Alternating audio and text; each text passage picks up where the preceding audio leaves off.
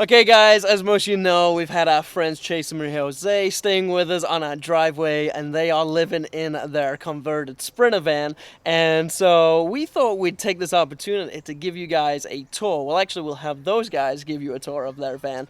As I know, a lot of people may look at us and think moving into a bus is small, but we want to show you guys what it could look like to live in a van. And it's amazing. They've done such an incredible job. First, they converted their schoolie. Yep. And I'm sure you guys have probably already seen that. And they recently converted this van, and it's absolutely gorgeous. Like, to see it in person and feel the functionality of it and all that is just incredible. So we're going to introduce you guys to them, let them show you their beautiful home. And usually we do the tiny house tours of places that we stay at, or unique home tours of places that we stay at.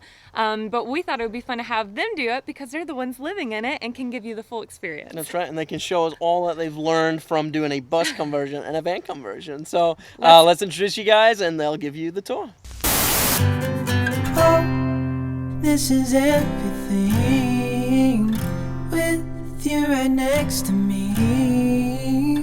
So alive, and tonight I'm thinking that I don't wanna go.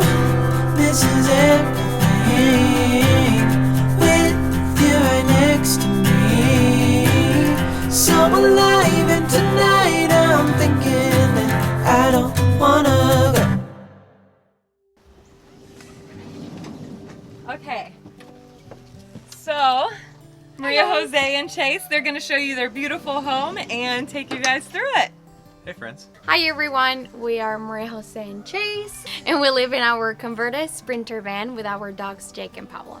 That's Pablo, if you can see him. Jake's back here just, being a little loner. But our van is a 2016 Mercedes Sprinter high roof.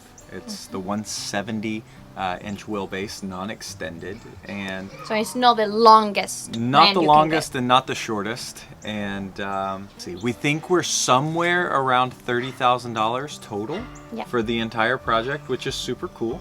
But we're excited to show you all the little ins and outs of our van. It took us around 6 months to convert our van. We used to have a bus before, which we did in 4 months. We felt the van is smaller, so we will be able to do it a little quicker, but that was not the case. It's not the case. And we've lovingly named our van Chévere, which means like cool. Yeah, I'm from Venezuela, so we wanted to integrate some Spanish words to our day-to-day. That's why we call our van Chévere. Now we're in the kitchen area. This is gonna be a very quick tour because, of course, like, you walk in and you're done pretty much.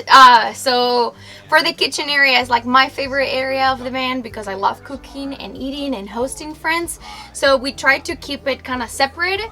We have in this side of the van, we have our sink. We picked this apron sink just because I love the style of it. It's pretty big, so a big sink is a must-have in the van because when you're doing dishes in such a small place, you at least need something big that you can like stock things away. We did an isotherm fridge, which is not the biggest fridge you can get, but it's a very good size fridge. It's only 2 people here in the van, so we didn't need like a huge fridge, but it's actually a very good size fridge.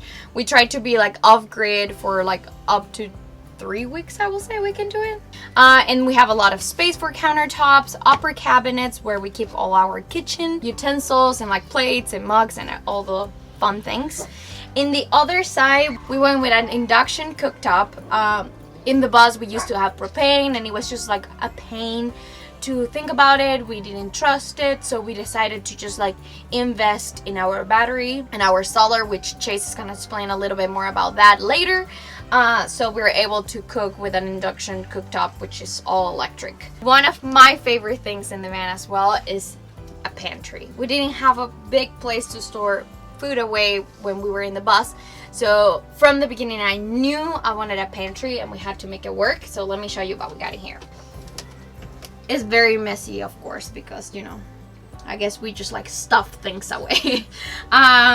But it's great for canned food, dry food, and you know, that way we don't have to go to the grocery store all the time. In this big area we have tons of cabinets, which at the beginning everybody was like, oh, I don't know how you're gonna have enough space for everything you need in the van, but I think we have more than enough space.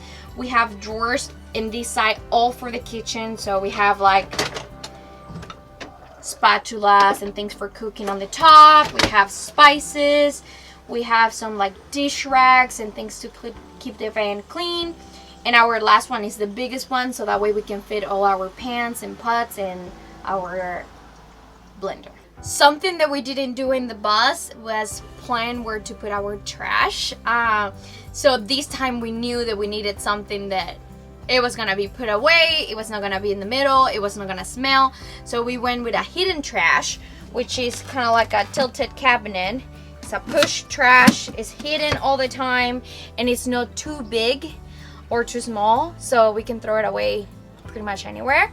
Underneath we have some cleaning supplies, so that way we like utilize the whole space of the whole cabinet. In this other area of the countertop we have 3 big drawers, and it's all clothing. So we have the one on the top to share between us, and then one for each of us. Upper cabinet in both areas, we try to utilize as much space as we can in this area, just because it's right in front of the bathroom. We decided to just put like all our toiletry. So here's our shower. And looking back at our school bus build, one of the most important things that we centered our layout around was having a bathroom that was comfortable yet functional. And when we were downsizing, we absolutely would not settle for not having a shower and a toilet in the van. So word to the wise, if you're considering small dwellings, a van or a bus, do not skimp when it comes to building out a shower and a place to use the bathroom. You may not shower every day in it, but it's invaluable to have that as an option. We have a Nautilus retractable self-cleaning door, which is really nice because it's lightweight. It cleans itself, so when it gets wet while we're showering, we don't have to wipe it down. It's mold resistant, and we did go with an actual tile, which a lot of people were concerned with weight, but we used a foam backer board. So what we saved in weight there, we were able to add the tiles and really still be within a nice amount of weight with something that looks super luxurious when we get into. It is a little small. It's in a van, but it's totally functional, and it's a total wet bath as well. So we don't have to take the toilet out to use it. But we tried to make it as multifunctional as possible. So we have a clothesline where we can hang our towels and other things when we're not using them, for them to dry out. And then, like I said, we do have a composting toilet. That's really nice because it allows us to go much longer distances without having to worry about dumping a waste tank or anything like that. One neat little feature is we have our toilet paper roll holder built into the wall. And there are companies like Dometic and a couple of other RV brands that make them where they are totally usable in a wet bath environment. So they're sealed up and water resistant. So the shower is one of those things that I would say is an absolute must. But to have something like this, you really need to think about water supply. And on board, we have a 46-gallon water tank, which we store in the middle of the van at the step up in our little multifunctional office space, seating area, television, and bed area. So we can move backwards from here and I can show you all of that. So we both work completely virtually from the road. So this space, we had to kind of think of a way that it could be not just one function or two, but even more than that. So we have a large L-shaped sofa here that goes around the foot, the footwell area, if you will, that houses our water tank. But we do YouTube, and I have a fully remote job with a corporate company based in Nashville and New York. So the TV is both for entertainment, but it's also a secondary monitor that I can be sitting here and hook up to several of our ports here to use it as a secondary screen for working. But we also wanted a space where we could sit, 4 to 6 people and hang out, eat, drink, talk, whatever. And having the table on its mount gives us the space to move around, and then the large L-shaped sofa gives us all the seating to accommodate all of those people. The television, as I mentioned, is both functional as well as aesthetic. So we went with something that we could kind of use as a picture frame when we wanted to. And this is kind of neat because certain areas of the country that we haven't gone to yet, this is kind of a vision board for us on setting the mood for the next leg of our adventures. And then it being a smart TV, we can always flip over to something like Netflix and watch or catch up on our shows. So we're always looking for recommendations there. When it came to the layout of our van, we wanted seating and working separate from sleeping.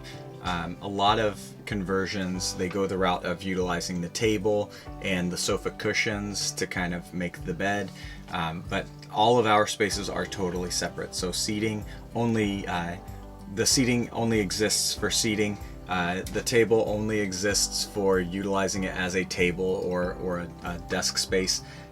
And these cushions stay in place, but we do have a little bit of pocket storage back here, and then all the length of the bench seat and the L shape, we have storage below those, where we house secondary shoes, a portable generator, other little bits and bobs like that. So there are 2 components to our wall here. First, it is the wall. It's our television entertainment area, but it's also the bottom of our Murphy bed. Below that, in the caned area here, is where we store our solar batteries, which I'll talk about that here momentarily, our charge controller and inverter, and we have a section for plumbed access as well at the very bottom of that, coming from our shower. But like I said, we didn't want anything ultra modular for the sofa to convert into a bed. It was just kind of a time-saving thing for us to go with a Murphy bed, but it also made a lot of sense for us because it gave us a section to store things like pillows and our laundry as well. So I'll show you how that works, and it's very quick. So the table on our Lagoon mount lifts up. You can just place it wherever. I'm gonna put it here for the time being. The arm for the Lagoon mount comes up. We'll just place it here right now as well. And then if you come over here, we unlock the Murphy bed, and it's ready to come down.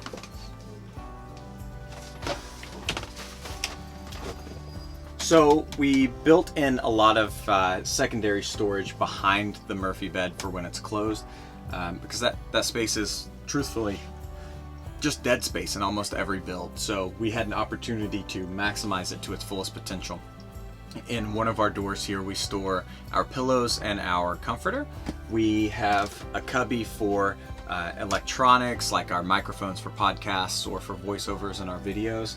And then we also built in a dedicated switch, so when the lights are on, when we get in bed, we don't have to get up to turn them off. We can just flip them at the bedside, and in the morning we can turn the lights right back on.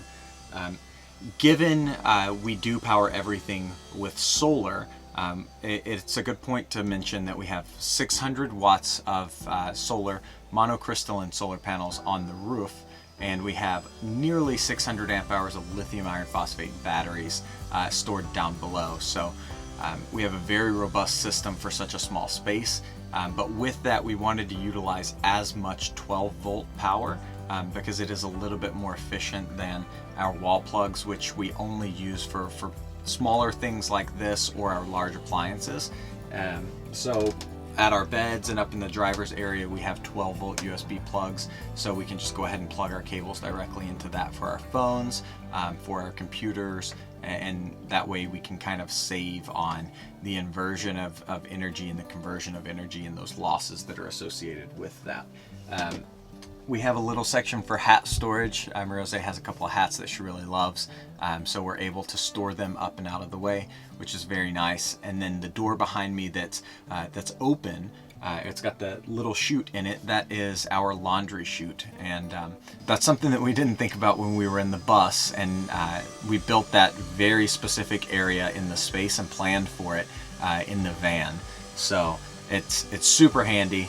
To just have an area that you can deposit your dirty clothes, and then the bed's down at least once a day in the morning, and then once in the evening as well. So if we need to plan to go to a laundromat or something to wash our clothes, all we need to do is pull the laundry bag out and it's filled up, ready to go, and we can sit it somewhere until we get where we need to go to clean them. So while I'm back here, it's worth mentioning our roof vent fans as well. We have two, one at the front to kind of pull any cooking smells out of the van, or to pull air out.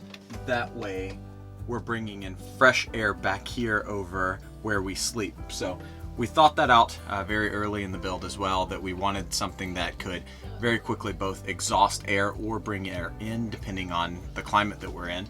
But it's also really nice to be sleeping right under the vent fan, and once we have them open, if we turn the front fan on, pulling air out of the van, it's immediately going to start replacing that with fresh, cool air, and it comes all the way right down on top of us and then just wafts very smoothly to the front of the van, cooling the environment perfectly.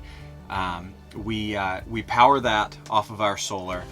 We power our induction cooktop, which Marose mentioned earlier, our 4.2 gallon Bosch water heater, and our diesel heater, all directly from our solar batteries, which is a really nice comfort feature to have in the van. So I did want to mention those while I was back here. So now we're here in the back area, and we just installed this little table, which I love, because when it's nice out, we like to leave the doors open and just kind of like hang out around the van. And like I said, drinks back here. Yeah, and we can have like little snacks. This area over here is where we fill up our water tank, which is underneath our step. And then something else that was a must-have for us was the outside shower. We had one in our school bus, and it was on the side near the back, and it was one of those priceless additions to the build that we used to clean off after hikes, or if we had a bunch of sand on our feet, depending on where we were in the country. But we also used it to bathe the dogs. Even in a bus, having the dogs in that space, it was a little tight. Yeah. And so it was super easy for us to just have them on a leash, wash them down if they got muddy or sandy or whatever, and then we could dry them off before bringing them back inside to kind of limit the amount of cleanup that either of us had to do. So that was something that we absolutely wanted, but we wanted to do it in a way where we didn't have to cut any holes in the exterior of the van. So it's a nice, simple, hidden way, since most of the places that we go, we kind of have the doors open anyway. And where we hide it is in this little flip-up area. We've got some tools. We have the shower hose, and we also have an electrical cable for kind of power up redundancy as well, which is super important in any build. While we do have a robust solar system, it's always nice to know that we have a secondary plug for shore power and the generator, as well as an alternator charger, so when we're driving, we're topping those batteries up as well. We hope you guys enjoy our van tour. We really appreciate you hanging out through the entire video with us, and for our friends Scott and Ashley over here on their channel. Yep. You can find us as Tio Aventura Van on Instagram or Tio Aventura on YouTube. We'll see you over there.